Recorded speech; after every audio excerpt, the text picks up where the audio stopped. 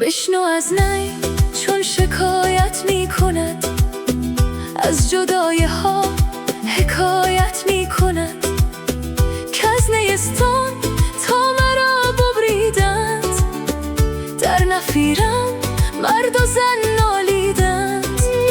سینه خواهم شرح از فراق، تا بگویم شرح درد اشتیاق.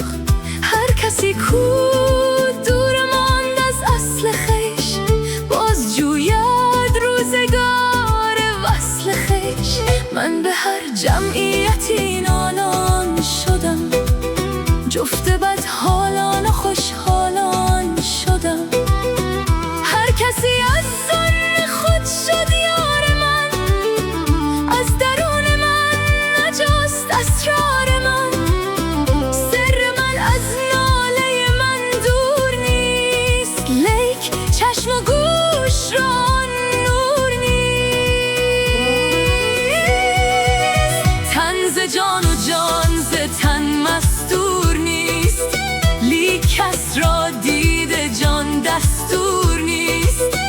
آتش از این بانگ نای و نیست باد، هر که این آتش ندارد نیست باد.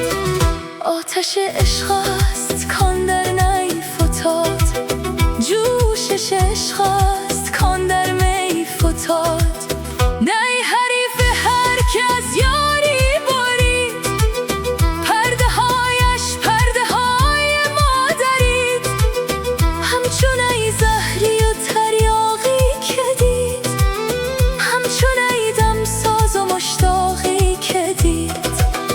نی حدیث راه پرخون می کند، قصه های عشق مجنون می کند.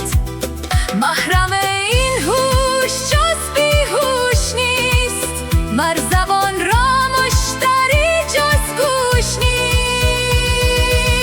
در غم ما روزها بیگاه شد، روزها با سوزها همراه شد.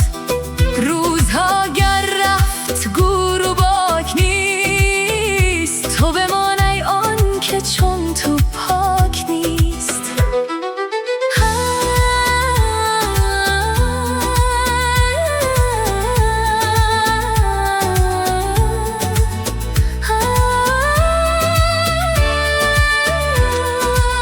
هر که جز ماهی ز آبش